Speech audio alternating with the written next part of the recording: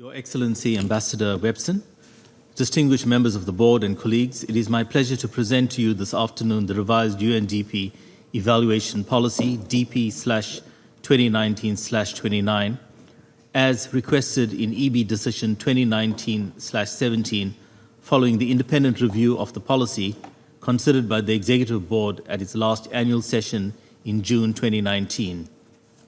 The revisions to the policy presented to you today result from a positive collaborative effort between UNDP management and the Independent Evaluation Office in responding to the findings of the independent review, which is reflected in the joint management response which accompanied the presentation of the independent review to the Executive Board document DP/2019/14. At the conclusion of my remarks, Assistant Secretary General Howling Shu will also comment, underscoring our joint commitment in the successful implementation of the revised UNDP evaluation policy moving forward. As a background to the Board's consideration today, it is worth recalling that this independent review is the third formal review of the UNDP evaluation policy presented to the Executive Board, and the first one conducted in 2010 and the second in 2014.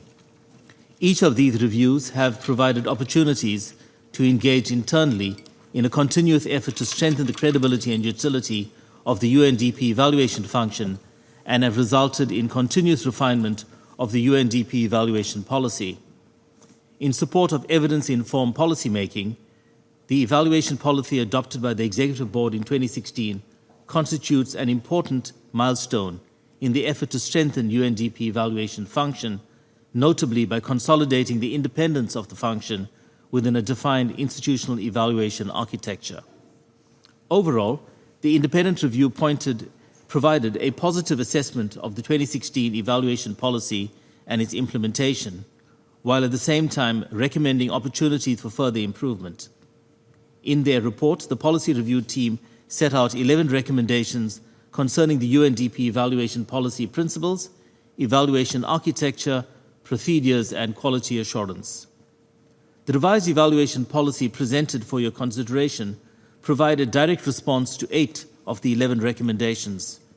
In line with the joint management response presented at the last session of the Board in June, 2 recommendations were rejected by the IEO and UNDP management related to the removal of the Audit and Evaluation Advisory Committee from the UNDP evaluation architecture, as well as a suggestion to provide greater flexibility in the requirement for all independent country program evaluations to have a management response.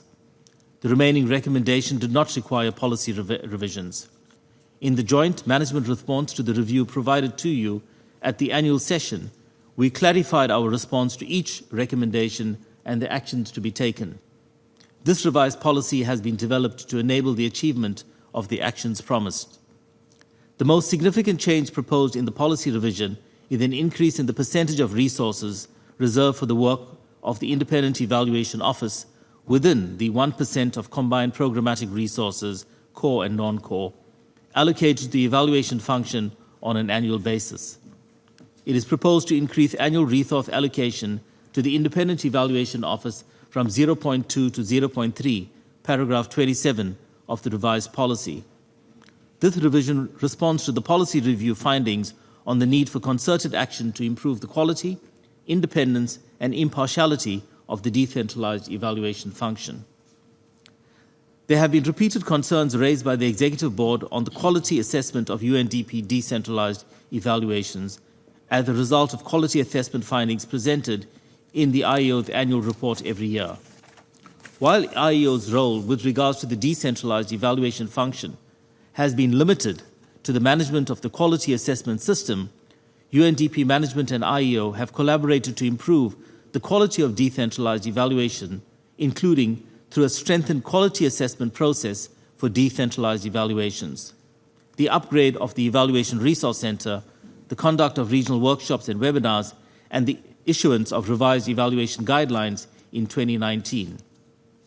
While continuing such collaborative efforts with UNDP management moving forward, the increase in budget allocation to IEO will enable a significant expansion of IEO oversight of the decentralized evaluation function. Under the proposed revisions to the policy, IEO oversight of the decentralized function will be expanded to 1. the assessment of regional and country officers. 2, participation in the recruitment of independent evaluators. 3, assess the quality and utility of evaluations commissioned. 4, and support capacity building on evaluation. To fulfill this additional role, the IEO will deploy a cadre of IEO evaluation advisors to the regions. Regional IEO staff will report to the IEO director, yet their proximity will allow closer engagement with the regional and country level management. This new arrangement will be similar to the dispersed arrangement for UNDP audit and investigation personnel and consistent with the evaluation practices at other UN agencies. This change will enable more independent oversight while enabling UNDP to separate its monitoring and evaluation functions. The expansion of IEO at regional level will also allow us to more meaningfully engage with UNDP country and regional officers in the context of independent country program evaluations. Other revisions in the evaluation policy, while having less operational significance, are also very important. The evaluation principles now include explicit reference to the 2030 Agenda for Sustainable Development and to universally shared value of equity, justice, gender equality, and respect for diversity. These principles are at the heart of the upcoming National Evaluation Capacity, or NEC, conference, to be held in Egypt this October. The theme this year is Evaluation for 2030, Leaving No One Behind. The NEC conference should expect over 140 governments and 500 plus participants and will include 23 technical training workshops. This shall be an opportunity during the 3-day conference for government officials engaged in evaluation and the SDGs, UN representatives, and the international evaluation community to exchange experiences, insights, and lessons learned in strengthening national evaluation systems to support implementation of Agenda 2030. The NEC conference has evolved to become the largest evaluation event globally in terms of government participation, with each of the events addressing critical evaluation and development issues. Finally, the new policy underscores the contribution of UNDP evaluations to system-wide accountability and learning in recognition of new mandates emanating from the QC, PR, and the Secretary General's UN Development System reforms. In conclusion, Your Excellency Ambassador Webson, distinguished members of the board and colleagues, in concluding these remarks, I would like to thank you all for your continued interest and support for the work of the IEO, and also my sincere appreciation to UNDP Administrator Akim Steiner and his management team for the excellent engagement and collaboration that has further strengthened UNDP and its evaluation policy. I thank you for your attention. I thank Mr. Naidu for his presentation. I give the floor to Mr. Shrew, Assistant Administrator and Director of Bureau for Policy and Program Support, for his additional remarks. Mr. Shrew, you have the floor. Thank you very much, Ambassador Webson, Vice President of the Executive Board. Distinguished members of the Executive Board, I would like to make a few brief remarks from the UNDP management perspective following Indran's comprehensive presentation. The 2016 evaluation policy was developed through extensive consultations between UNDP, the Independent Evaluation Office, and the member states. The external review provided us with an opportunity to fine-tune the policy and help us ensure that we have a credible, well-functioning, and useful evaluation function. We were happy to note that the review concluded overall that the evaluation policy was well-crafted, clear, useful, and that it provided the UNDP with a solid framework for the evaluation function. We also appreciated the recognition that the policy has helped enable the consolidation of an independent evaluation office with a strengthened role and the quality of work, and helped build a well-functioning evaluation architecture with arrangements that also include UNCDF and the UNV. Evaluation plays a critical role for decision-making and organizational learning, and we achieve more when we work together. Our collaboration with the Independent Evaluation Office has increased over the last couple of years, and the joint management response to the external review and the collaborative efforts to revise the policy indicate the effective partnerships that we now have. We believe that the actions planned in response to the evaluation policy review will help UNDP strengthen not only the quality and the utility of decentralized evaluations, but also the evaluation function overall. In particular, we believe that the regionally based independent evaluation office staff will provide valuable support to the decentralized evaluation function. The revised version presented here today will also enable us to better link independent evaluations done by the Independent Evaluation Office with decentralized evaluations commissioned by program and policy units at the regional, at the global, regional, and the country levels. Finally, we look forward to continuing to strengthen our evaluation function, to which we are fully committed. Thank you very much for your attention. I thank Mr. Shrew for his remarks. I will now open the floor for comments, if any, from the delegates. Sweden. I now give the floor to the distinguished representative of Sweden. You have the floor, please. Thank you, Mr. President. Thank you, Assistant Administrator Xu, and thank you to the IEO Director. I wish to thank the IEO Director especially for the detailed information on how you have upgraded the IEO work on the decentralized evaluations. Thank you. Sweden welcomes the revision of the UNDP evaluation policy, also noting that the changes presented in this version are rather modest in comparison with the draft presented in June.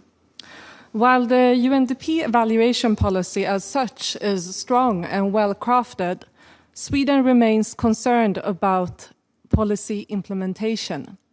As noted in the previous board meeting in June, the annual session, investments in evaluation only reached half of what is stipulated in the policy. Completion rate of planned evaluation was only 56%, and a mere 25% of decentralized evaluations were of fully satisfactory quality. Sweden wishes thus to stress once again that the policy revision must therefore be accompanied by strong measures by UNDP and the IEO to live up to its ambitious evaluation policy. I thank you, Mr. President. I thank the distinguished delegate of Sweden, and I give the floor to the distinguished delegate of China. Madam, you have the floor, please. Thank you, Mr. President. Thank you, Director Naidu and Assistant Minister Xu. China acknowledges positively the work of the evaluation office, and we recognize the importance of their efforts, and we welcome that the IEO can continue to improve their dialogue and the communication with the member states, and closely associate with the UNDP's program to do their job. We hope that the IEO can continue to improve its effectiveness of their evaluation work and accept reasonable suggestions and to form a virtuous cycle for constant improvement and to strengthen their institutional building up and accountability. Thank you.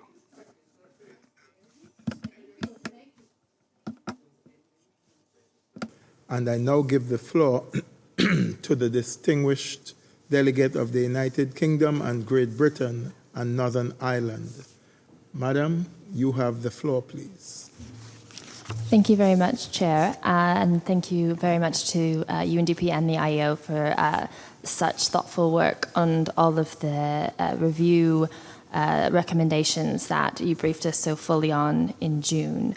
I just wanted to fully align our statement with my Swedish colleague's statement and reiterate that we expect ambitious changes in response to the full level of the review that you have already set out to us. And just to reiterate, we stand fully behind your work and at country level and at the global level to implement, in particular, system-wide evaluation support in line with the UN development reforms and all of your contribution and work towards that goal. We really value UNDP as a thought leader, the IEO in the space of that agenda. And we look forward to further updates from both UNDP and IEO on their contribution to the Secretary General's ambition for system-wide evaluation measures. Thank you so much. I thank the distinguished delegate of the United Kingdom, Great Britain, and Northern Ireland. There are no further delegates asking for the floor. I will ask the Secretariat to respond to the comments and/or question raised. Mr. Naidu, would you like to start? Thank you, Chair. Just to acknowledge the positive feedback that we have received and on the matters that have been raised by the distinguished delegates of Sweden as well as the UK pertaining to decentralized evaluation, we will provide at an informal a further update on an implementation plan to improve the quality of the decentralized evaluation.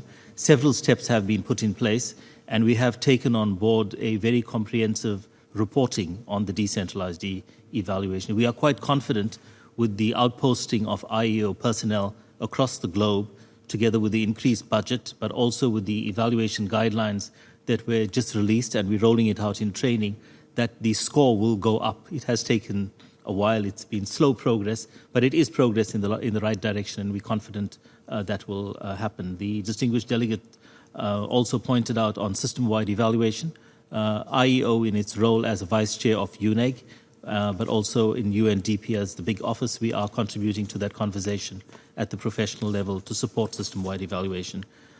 The point brought up a distinguished delegate from China in terms of strengthening the cycle and the loop. We are doing that much more. The evaluation charter and the evaluation processes has indicated increased engagement, and we put that quite explicitly in all the evaluations. So, for example, this year we are doing 36 countries.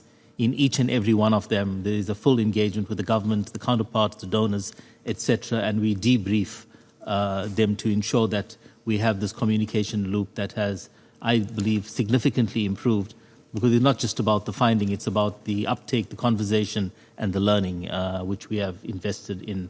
So any further suggestions that you have at any level, we'll be happy to receive. And we are sure that also in the NEC conference, which is the largest evaluation event by government participation globally, we're now on the 6th, we talk not only about evaluation as a practice methodologically, but more significantly, how can evaluation help program countries achieve the SDGs?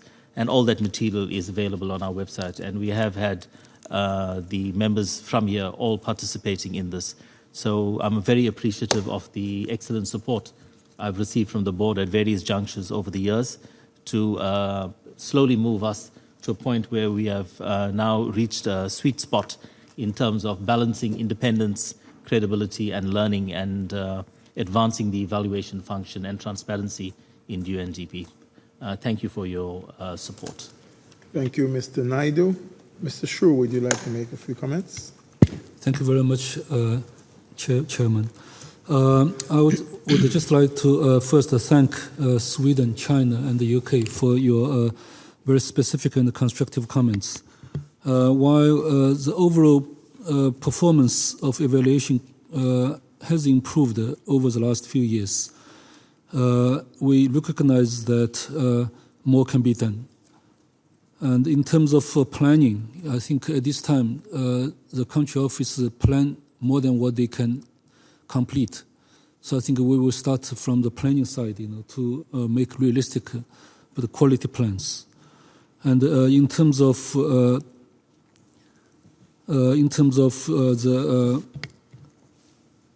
satisfactory rating, I think we should definitely go for more fully and highly satisfactory rating rather than be happy with partially satisfactory rating. I think more can be done in this regard.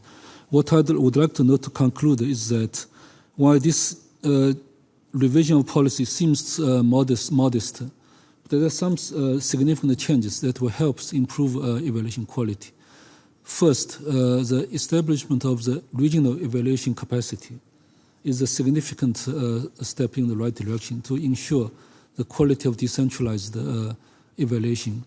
The second major change, I think, is that we mandate more country management involvement in quality assurance of the evaluations so that the management takes more responsibility to ensure quality. And lastly, I would only mention that at senior management level, we will establish deputy director level bureau, deputy director level review mechanism to review our evaluation performance annually, if not more frequently. So we're very committed to ensuring the quality of evaluation, as the delegate said, learning from these evaluations and applying them to practices. Thank you very much. I thank Mr. Shrew for his comments, and I would like to thank the members of the Secretariat for the presentation and the comments in responding to the excellent questions raised by the colleagues from Sweden, the United Kingdom, and China. So, colleagues and distinguished delegates, I'd like to inform you that a draft decision on agenda item 4 is being prepared and we will revert to this item later to adopt in decisions.